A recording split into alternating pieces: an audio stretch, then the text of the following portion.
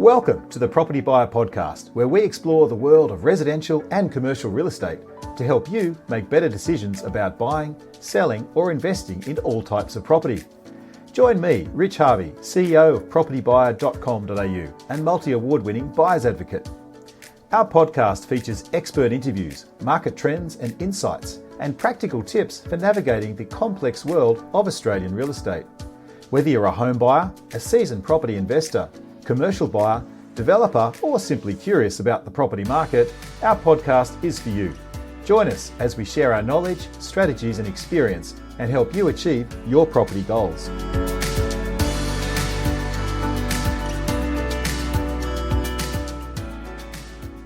Well, welcome to another edition of the Property Buyer Podcast. I'm Rich Harvey, CEO of Property Buyer. Today's guest is someone who's redefining what great service looks like in the finance world. Joseph Daoud is director of It's Simple Finance, a firm that lives up to its name by stripping away the jargon and complexity to help Australians borrow smarter and live better. Now, Joseph started his career at Macquarie Bank, where he developed a deep understanding of how banks operate and then used that knowledge to advocate fiercely for his clients. He's been recognised at the highest level, winning both the MFAA Excellence in Customer Service Awards in New South Wales and for all of Australia. Last financial year, Joseph and his team settled over $201 million in loans. And if you need proof of impact, he's got over 100 five-star Google reviews. Now, beyond business, Joseph is also a proud new dad, which is bringing a fresh lens to the idea of building long-term wealth, stability, and freedom through property investing.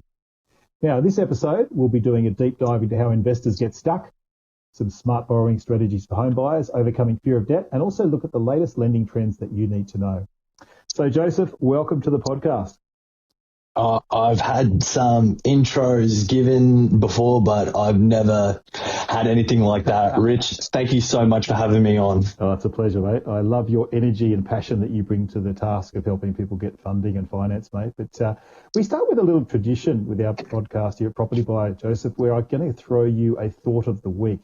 And this one is from a famous painter, Vincent van Gogh, who said, "If you hear a voice within you that says you cannot paint, then by all means paint, and that voice will be silenced." What do you take from that quote? Look at fear and just do the task anyways. Okay, yeah. So interesting. It's, it's a lot of the time we are sometimes our biggest roadblocks. I'm not too familiar with Vincent van Gogh, but if he had that thought in his head, well, he's one of the most accomplished artists of all time. So he silenced that thought. That's awesome, mate. I think we are sometimes our own worst enemy. We actually put our own roadblocks thinking, I don't deserve to be wealthy, or I don't deserve to have that partner, or I don't deserve to have that life. And therefore you live a self-sabotaged life, or I'm never going to be good enough to go to the Olympics or whatever. But you know what? Just put those voices beside you, out of your head, and go, I can do it. That's what I love about this quote, mate. So, yeah. Look, I'd like to hear a bit about your journey, if that's okay. I'm just wondering if you could share perhaps a little bit about your own property or investment journey. When did you first start, and maybe share some experiences from those early stages of your life? So I started my property journey 11 years ago. It was 2014, and we had a family member that was building some apartments down in Wollongong. At the time, I was at university. I was 24 years old, and he needed to achieve a pre-sales target to receive funding for the next stage of his development. So I was approached and I was asked, and I was told, hey, we can give you this at a discount. You will be receiving a completed property within the next 12 months. What do you think? So I purchased it. It was a 3-bedroom apartment down in Wollongong. And at the time, I bought it for $410,000. And I am very proud to say today that it is now worth $800,000. So that was the first one. 2014. 2014. Good on you. Okay. Wow. Yeah. So the biggest thing I learned from that experience was sometimes you have to take a little bit of a risk. Even you can do all the research in the world. It is anxiety inducing when you're first buying your first property. Yeah. But no risk, no reward. That's really, look, you've done really well. You've doubled your money. I'm just doing the numbers there. It's 2015, 2025 now, and so you've basically doubled your money. But it reminds me of my first property too. We ended up buying an apartment in Alexandria. I can't remember what year it was. It might have been 1998 or something for 270 grand, right? Nice 2-bedroom, right? So it's probably worth 1.2 today. But like I remember just thinking, oh, what are we doing? We've paid off most of our home loan. What are we doing? My wife and I. And my wife would walk the pavement. Hey, Rich, why are we getting into so much more debt? Another 280 grand worth of debt. Same thing, right? We had this massive fear. Then we just looked at the numbers and went, it makes sense, right? We've got to start creating a nest egg. We were just about to have kids like you are right now. You got a 3-week-old, I believe, and wow. Yes. And we never look back. So, yeah. So, go on. Yeah. Yeah, just whenever it comes to, creating that wealth, or, you're sitting there and you're worried about debt or anything. At the start, everyone is always worried about debt. I was worried about it. I had a mortgage of $320,000 at the end of it. I was, stressing. And then soon enough, I realized it's not that bad because I could use some of that debt to offset my individual tax return. And I could also use some of that debt, and I could also, have the rental income service that debt. So I eventually found a tenant, leased the property out, and soon enough it was positively geared with the rental prices going up down in Wollongong because it's such a college town that, those places are in such demand. Okay. So I just really realized, hey, there's opportunity in property. And this is, I was a kid. I was 24. Yeah. Good on you. That's great. Thank you. Well done. So talking about risk and leverage, how do you personally approach balancing growth, like using debt and managing risk with your own investments then? Like, do you sort of load yourself up or just do it slowly? What do you do? For me personally, it really depends on how much activity I could put into my own business at the time. If I've got, everything is humming along quite well and, we're in a growth stage, I will look to load up as opposed to looking to be more conservative. However, over the last few months, I knew I wasn't going to be as effective with work. So we changed the strategy a little bit, and instead we reduced a couple of the lines of credit that I've got access to because I just know I'm not going to be able to work as many hours. Now, you and I, we're both self-employed. When you're self-employed, you are the king of your own destiny. So you can make the decisions on how you want to effectively use debt. And right now, I thought to myself, I'm going to be a little bit more conservative. I want to spend more time with my wife and my firstborn son. And after we're in a little bit more of a routine, we'll focus on the growth again. Mm-hmm. Good on you. Awesome. Thank you. Got to say congrats on becoming a dad. You said off air 3 weeks ago it happened. Is that right? It's 24 days ago now. But who's counting? I think that's one of the reasons we actually had to delay recording this podcast because I think I had you booked up, and then that day I think the next day you had the bubs, right? So. Oh, it was literally like, yeah, amazing. Rich, I'm sorry, and you're like, what's going on? It was I'm sorry, mate, but that's fine. Look, tell me also just. Becoming a dad, right? That's a big moment. What did that feel like for you? Just describe some of the emotions you had holding your son for the first time. So he came out. We didn't know the gender until he arrived, and I was so excited to name my son after my brother. No. I've got an older brother. His name is Charles. Yeah. And then he was crying, and they go, "Joe, do you want to hold him?" And I was like, "Oh, let him stay with Mum." Yeah. And then he was crying, and then he comes to me, and he just goes quiet, and he goes to sleep. Beautiful, yeah. So how can you describe that to people? It's the best feeling in the world, and at that moment, you just really realize that that's everything. It's the most important thing, and it's why we do what we do. It's it. It's a precious moment. I just sort of, when you're describing that moment, I was thinking to when my son was first born, some almost 26 years ago, and now he's like a 6'2" giant. But I remember holding him in my arms, same thing. He was crying a bit. I just cuddled him, and then I thought, this protective instinct just kicked in. It was like, this is my son. I am going to look after and protect him. And it was just, I felt my heart just swelled with just love and pride and just emotion. It was an amazing feeling. But yeah, it really, really defines your life. You can't describe it unless you've been there, right? It's incredible. Yeah. Yeah. Yeah. Awesome. I've got some other great property and finance questions to ask you as well, but like a defining moment or turning point when you realized you wanted to reshape the lending experience. Like a lot of people think, oh, you know what, I can just go to a bank, I can do it myself, or, you know, you might have had lackluster experience for a broker, but what was the defining moment for you? You just went, I want to start this business and really help people get money, get the right kind of finance. The defining moment was whilst I was at Macquarie. It was one of the last deals that I had done when I was, an employee there. I had an individual. He, was an immigrant like my parents, permanent resident. He had saved an 10% deposit. He was just looking for something for himself and his wife to live in. And they had just, similar to myself, they had just had a newborn. And all I thought to myself at the time was, who am I to just give this person a no? Mm. And back in 2018, the policies were a lot stricter. Mm. There weren't as many exceptions at the time.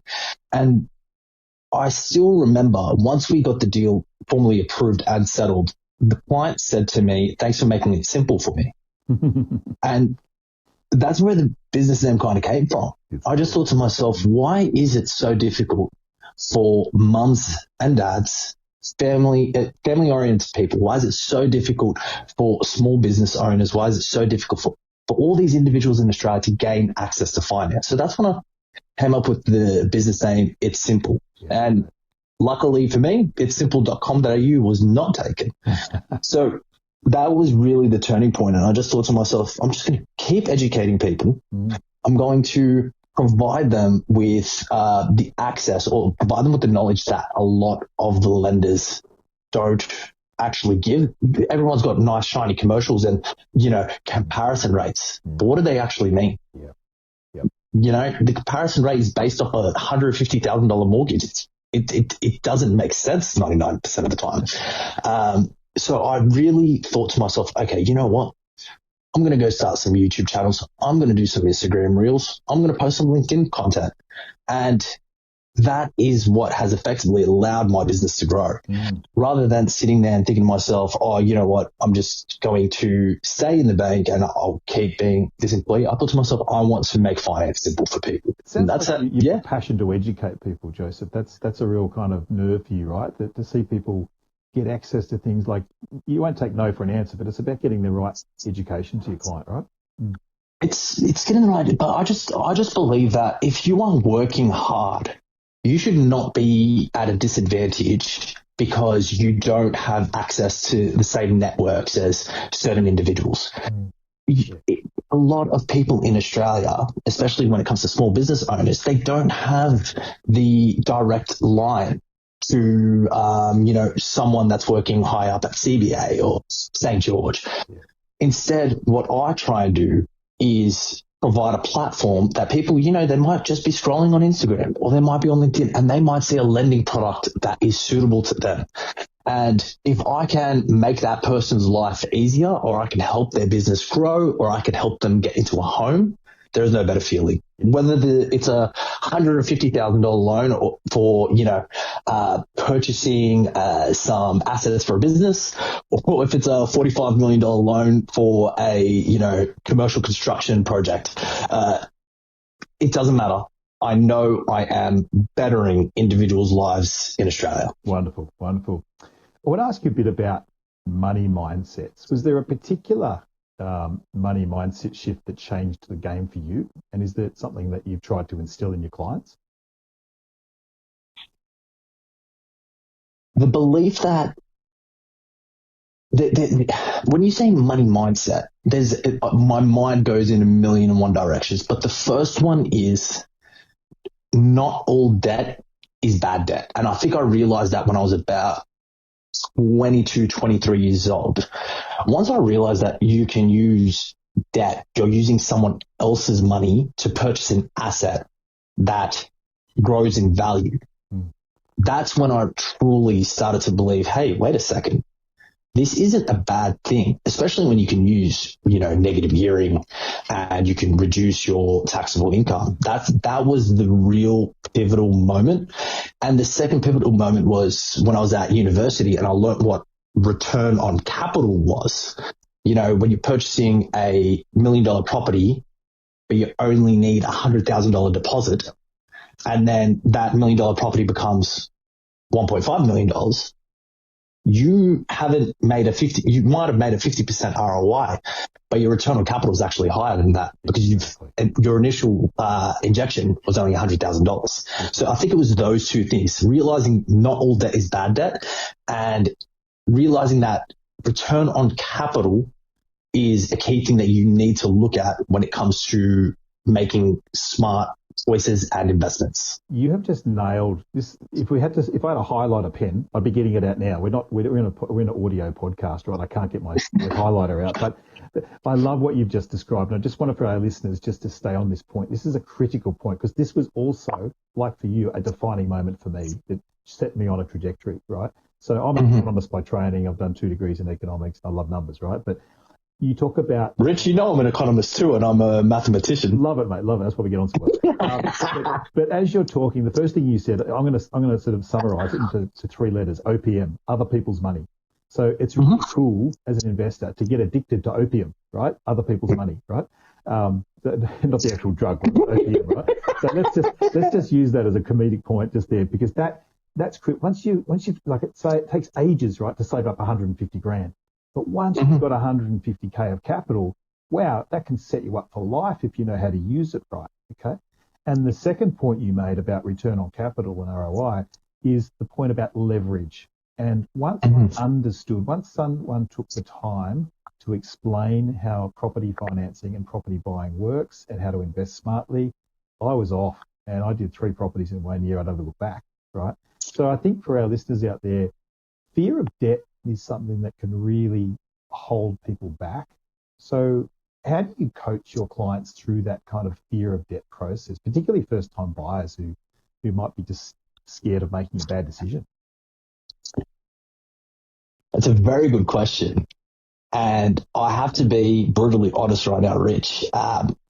When it comes to a lot of first-time buyers in the market, you said it earlier, 201 million settled in the last 12 months. In that, there was 239 transactions. Wow. Of those, 4 individuals were first-time buyers. Wow, small proportion. Yeah, right. It's a very small proportion.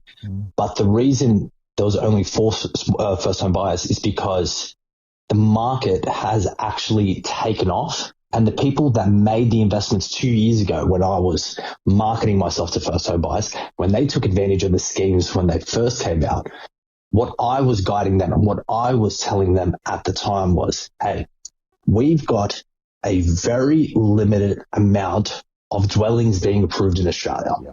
We've got a finite amount of CBD in Sydney. You've got Bondi and then you've got Ocean. You can't go further east than Bondi.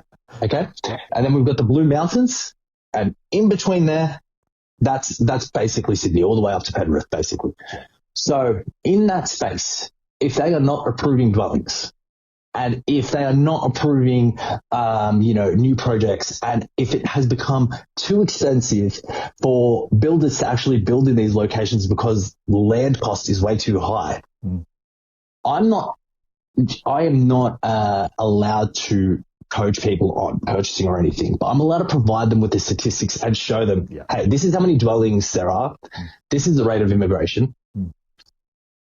What do you think is going to happen with properties when you're in you're in Australia's largest economic hub? Yeah. It's only going to go up. Yeah.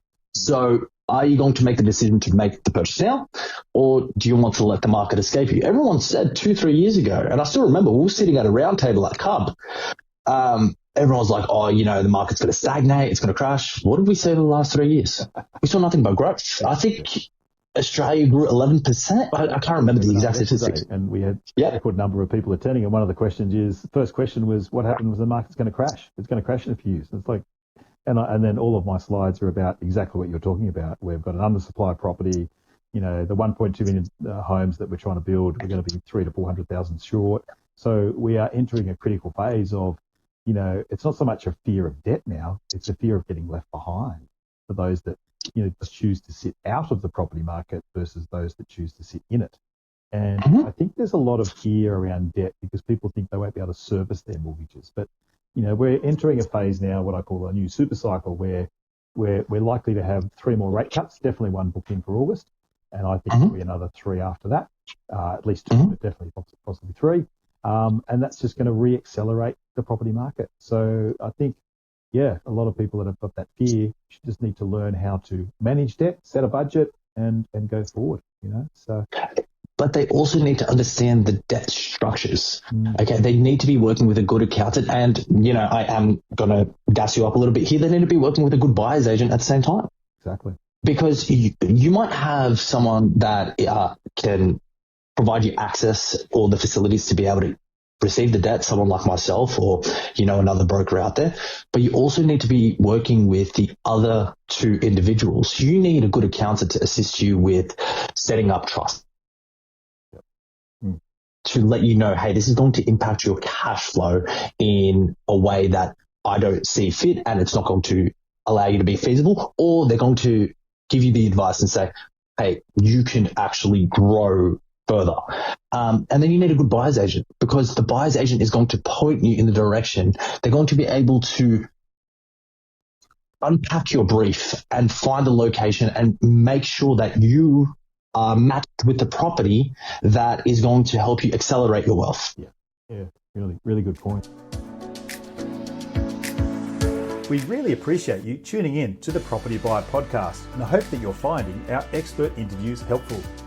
So that we can keep providing this information and growing our audience, we rely on word-of-mouth recommendations.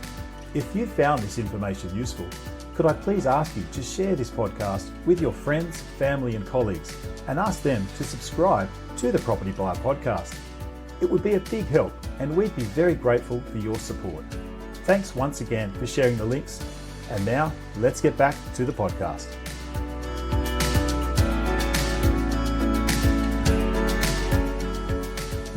So tell me about property investors getting stuck. Like, the ATO stats show that a large proportion of people have 1 investment property, a couple of people have 2, but very few have 4 or more.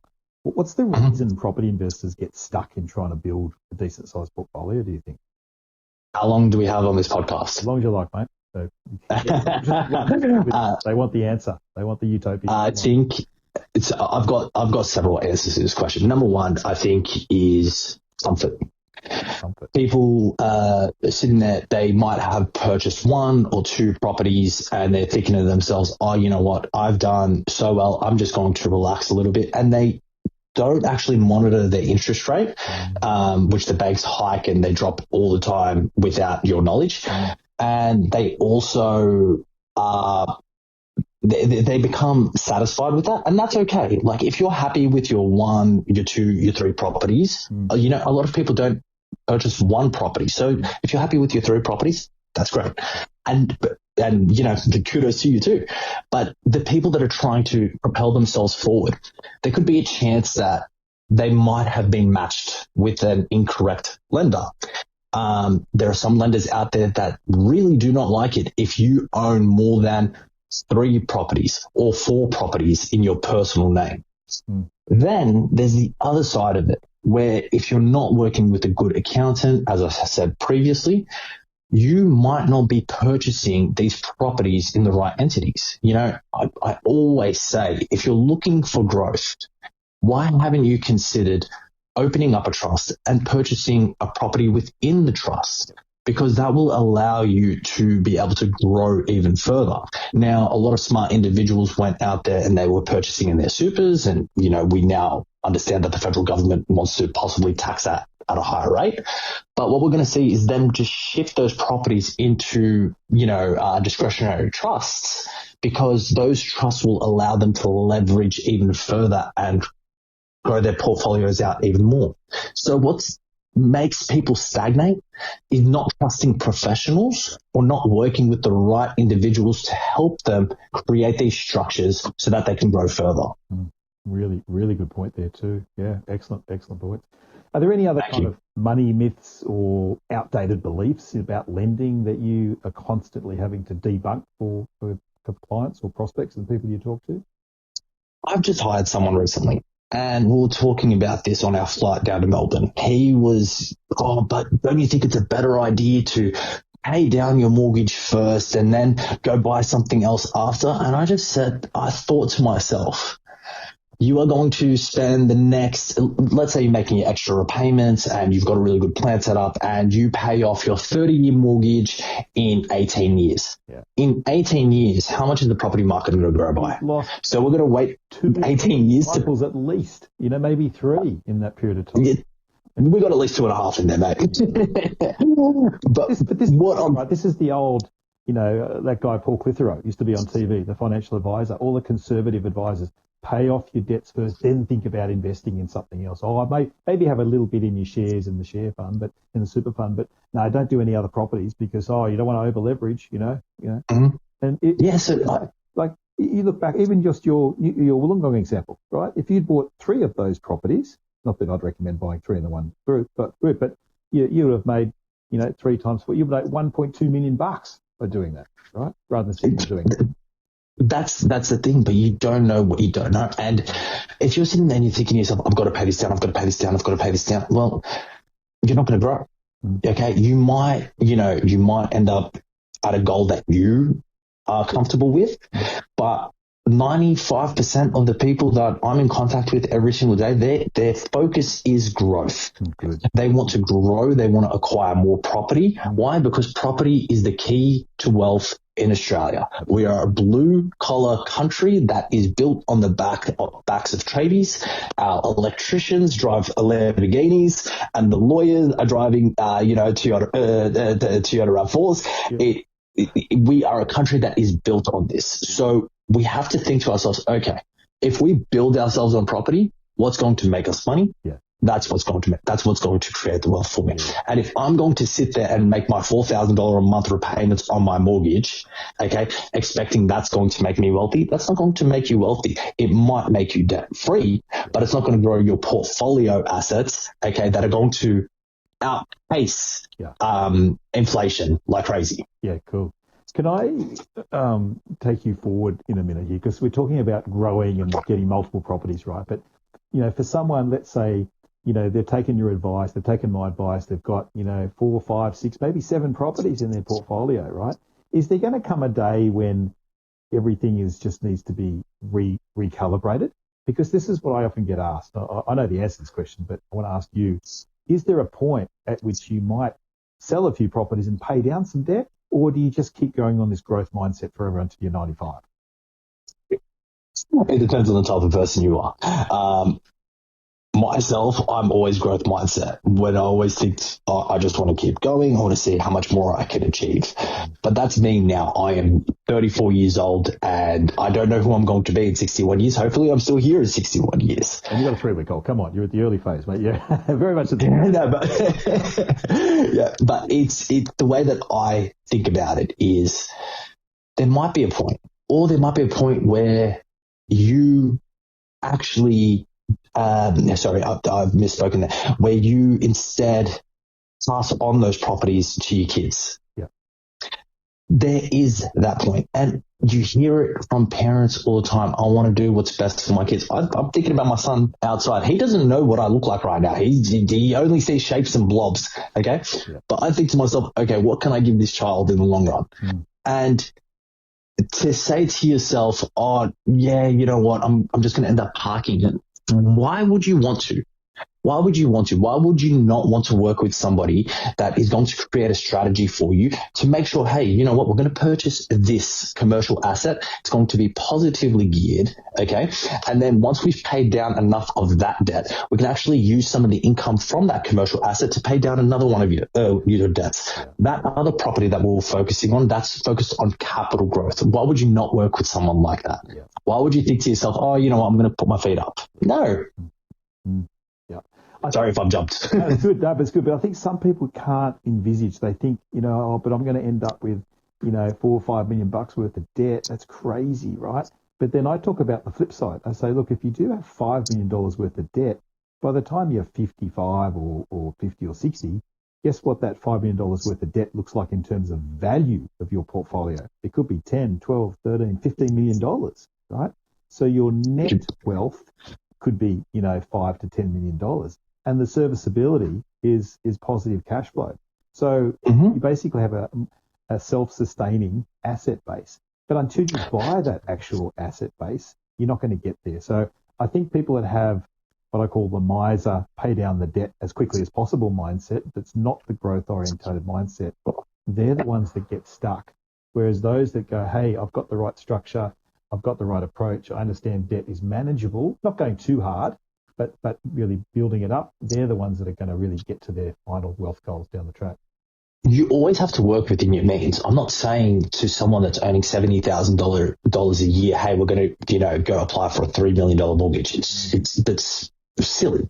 It's barbaric, but also, yeah, I'm not even going to get into that. But what I'm trying to say is, if you have the means to grow, if you have the capacity to be able to do so, then work with the professionals to make sure that you are in that trajectory. Because every single person I have ever met that has bought property in Australia, okay, depending on, you know, some old red brick apartments and such, but people who have invested in land, people who have invested in the right suburbs, they've never looked back and said to themselves, damn it, I'm so upset I got a $700,000 mortgage on a property that was worth $1 million. Oh, I can't believe it's only worth $4 million now. I see that all the time. Exactly.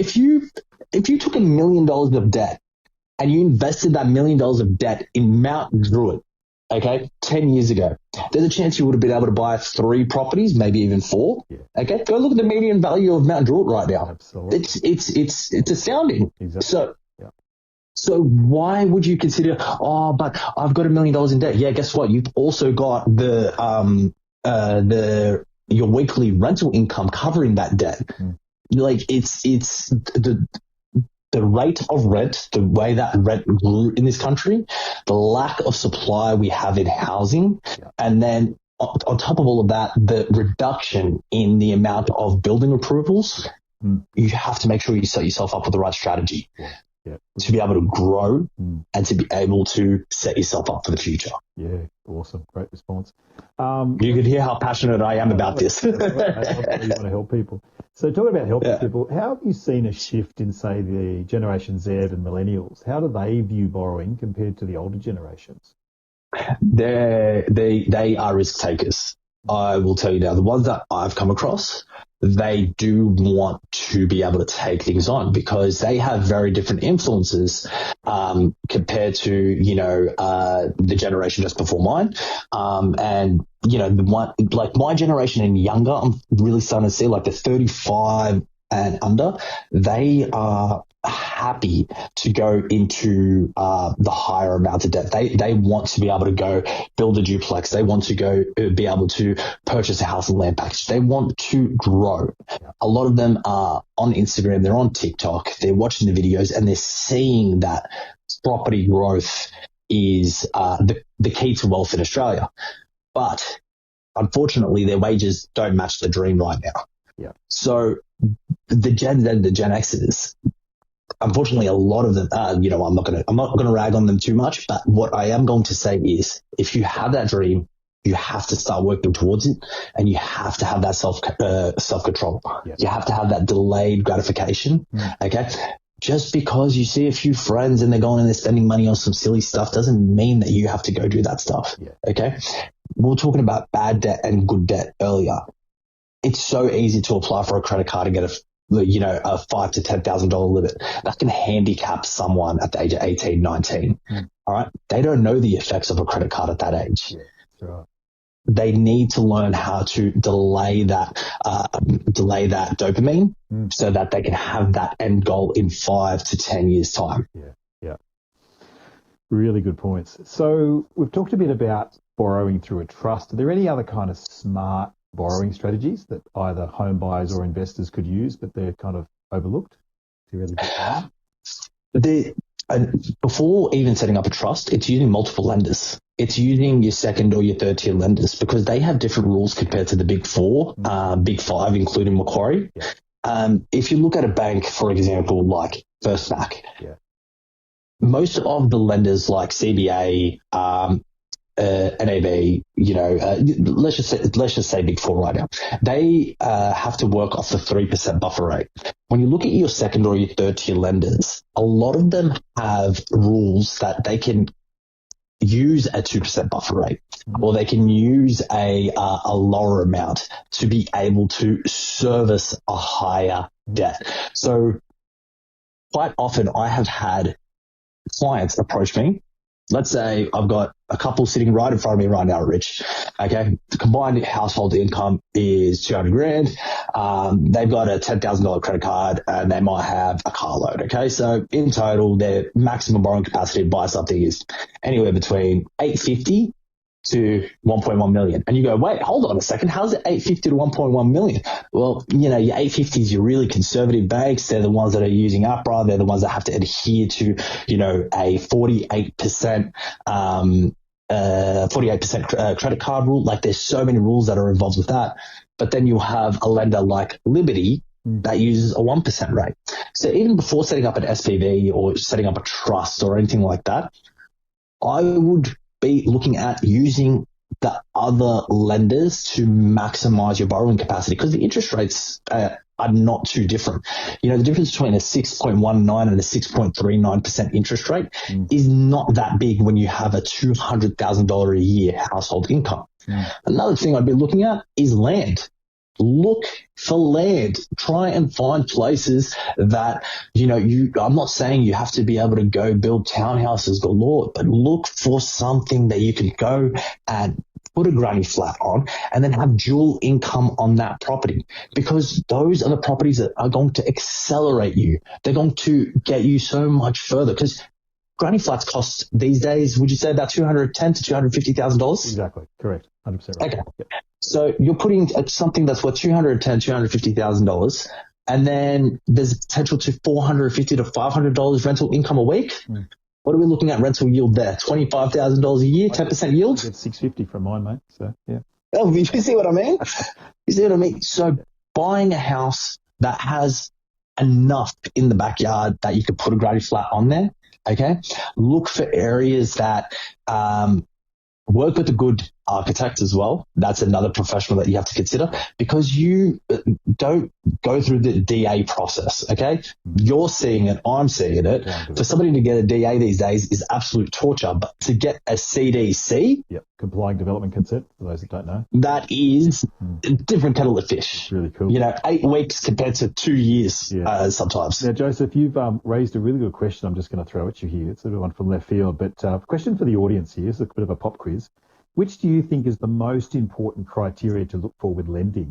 Is it the interest rate or the maximum amount you can borrow? So maximum amount you can borrow. And I'm not allowed, I should not be saying that. Jump the gun. No, and this is what I want to ask you. Why do you say it's the amount borrowed rather than the rate? Please explain why, because I'm totally with you. I've got two different reasons why. The first one is the rates are that different. Okay. Yet again, as I mentioned earlier, it might sound so much higher when you're at a family barbecue and you've got someone in the background going, I only pay 5.99%. And you're sitting there and you're like, but why do I pay this much? Okay, that's cool. Great. But if you can borrow more with a lender, I'm not saying you have to borrow all of it, but let's say you could borrow more with a lender.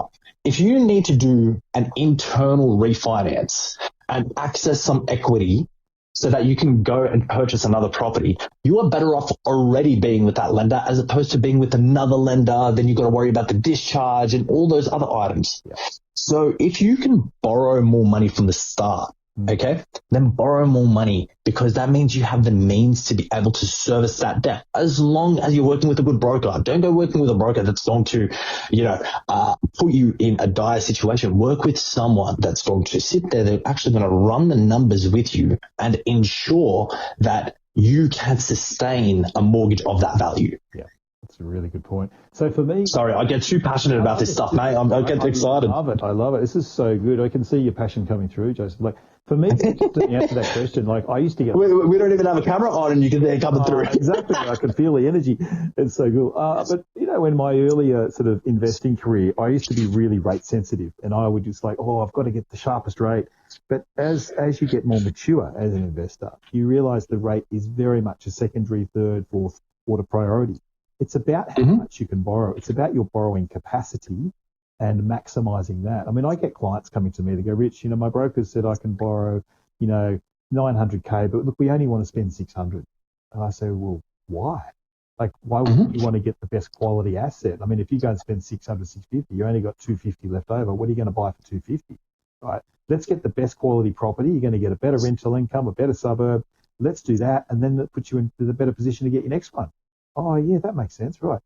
So for me, getting addicted to OPM, other people's money, the bank's money, I want to borrow as much as I can to maximize my growth focus, if that's the stage you're at in your investing career, so you can get to your goals faster. Those that take a more conservative approach, they'll get there, but they're going to take, maybe 10 years longer.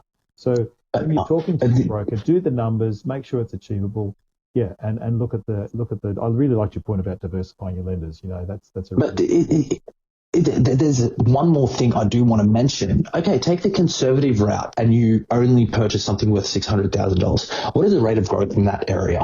Okay, so you might have a lower mortgage, but you're not getting any closer to your end goal. Yeah. You're not getting any closer to having a property portfolio and being able to retire at an earlier age. Okay, there's a reason why there are certain locations in Australia that go for cheaper than other locations, and that is because proximity is power.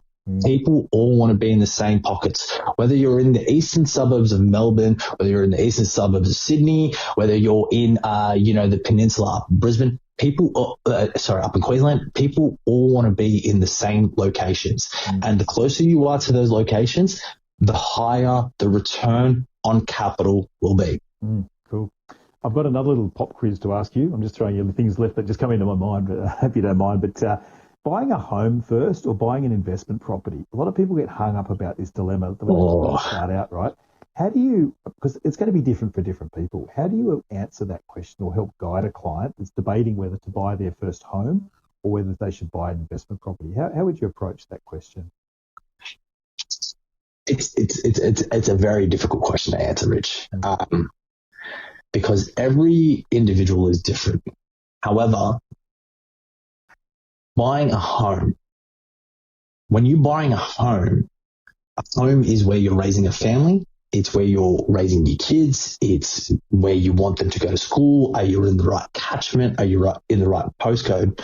If you're compromising where you want to live because this is what I can afford, in my personal situation, and this is not advice for anyone, this is just my personal situation, I would say to myself, no. How can I get to the suburb I do want to live in faster? And that is by purchasing an investment instead, okay? And then using the growth there, like within that investment, to increase my capital and then eventually buy where I want to live. That's awesome advice. You're answering the question beautifully, because it's all around guiding principles. There's not a one size fits all solution to this question. I know you've got some more to say, and I'll jump in as well if I can, and then please give me some more thoughts around this. But I think home or investment, it really comes down to the person's goals and also their financial situation. We're helping a lot of investors do exactly what you described that now, is they can't afford to buy the $3 million property on the North Shore. So buying maybe 2 investment properties, or maybe 3 if they can afford, and rent vesting. So they're living in an area that's fairly close to where they want to be, because that's where they want to be, and then buying investment properties elsewhere. Now, as long as you're in the market, it doesn't matter, But I also think your home as well is a wealth building asset. No, you can't pay the interest as a tax deduction, but also thinking about where you do end up buying your home, consider that also an investment and buy the best quality home you can, because that's going to go up in value and you can leverage against that to buy more investment properties. Well, you've got around that. Well, there's one more thought, and it's not numbers based. It's more so, the mental side of it, the emotional side of it when you're buying a home. If you are unhappy in the suburb that you're living in, you're always going to be thinking the grass is greener on the other side. And guess what? It probably is. So, Rich, how annoying is it moving houses? Yeah, exactly. It's a pain in the backside. It's the biggest pain in the world. Yeah. So do you want to do that several times? Or do you want to be able to build towards the location that you want to move to, okay, in the right way? And then once you do have enough capital and you can go purchase that home and you are of the right age, that's when you purchase it. But I've got a really great story I just want to share with you. I had a client 18 months ago. Yeah, about 18 months ago. It was the end of 24. It wasn't the end of 23. She is in her 50s and she had never owned property before. She was renting, but her business started to boom in her 50s. Okay. She's buying her first property. Okay. We are applying for first home grants and everything for somebody that's in their 50s. And, there's a lot of negotiation between us and the lender that we approached because exit strategies and all that sort of stuff. Yeah. But she was so happy with having her own 2-bedroom apartment in Ryde. Okay. Awesome. In that particular situation, that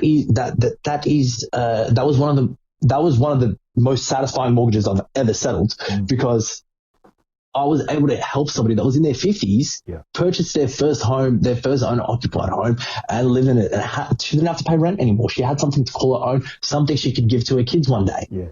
Very good. Yeah, great. That's awesome. Someone like that, I'm not telling her to go for a growth strategy, and she's probably not going to listen to a growth strategy. Yeah. So, great story. Thank you. Joseph, I want to ask you about access to equity. So how has access to equity changed in the current market, and how are savvy investors adapting their strategies around that? Well, accessing equity, a lot of the lenders have changed their rules around it. Previously, it was you have to provide X amount of evidence to be able to show this. You want to be able to push that. Oh, you need the contract of sale up right now. That doesn't exist anymore.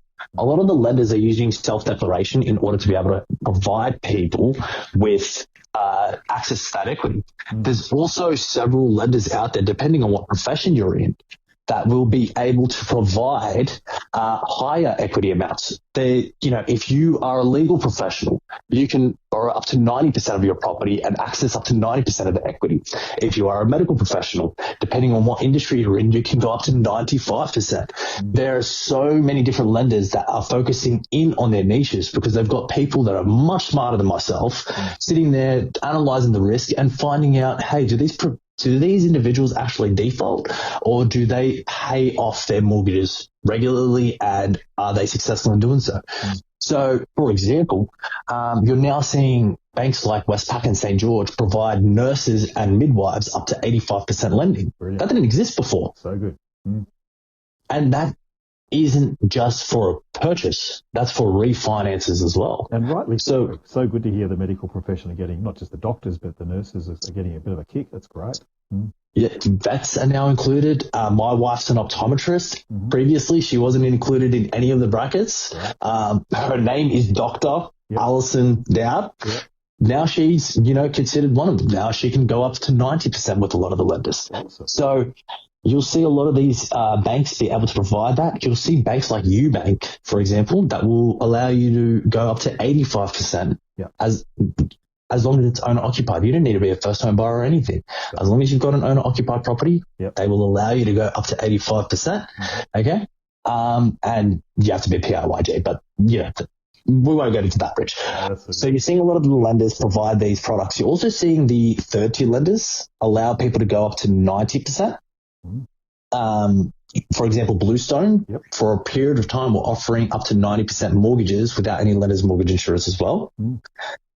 And then we're seeing lenders so we've got a lender on our panel Not sure if you've heard of them. They're very small. They're called Resi Essentials. No, I haven't heard. Resi Essentials provides 40-year mortgages now. Wow. So that will increase your servicing, but they provide something called monthly LMI. Mm-hmm. What monthly LMI is instead of you paying, a $40,000 fee up front for your lender's mortgage insurance, they'll chop that up into, let's say you go for a 40-year mortgage, that's 480 months. Yep. They'll chop that $40,000 up into 480 times. Instead, you're paid about $900, $800 on, let's call it about $825, okay, a month, but they will allow you to go up to 90% and draw down that equity too. Mm. So you're seeing a lot of the lenders actually, I don't want to say get creative, because creative sounds like a negative word, but be strategic with the way they're allowing people access equity. Good. Well, it's a point of difference for the lenders, and that was you were answering the next question I had for you, which is what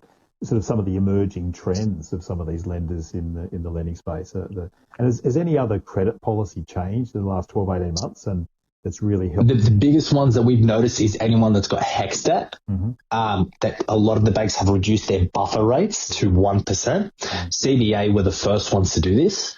So CBA came out with the policy in April this year, mm-hmm. where they said, if you've got a HEX debt and it's going to be paid off in the next 5 years, we're not going to punish you for it. Okay. It is not, you should not be handcuffed because you have a debt because you went to university and got an education. That is not fair to you. Mm. So what we're going to do is we're going to reduce your buffer by 2%, and it's going to be a 1% buffer across all your lending. So let's say you've got a car loan, you've got a personal loan, you've got, I'm just trying to think of something else, equity, not equity, you got one of those furniture loans. I can't remember what they're called, those interest-free ones that people never pay them off and then we end up having to refinance it.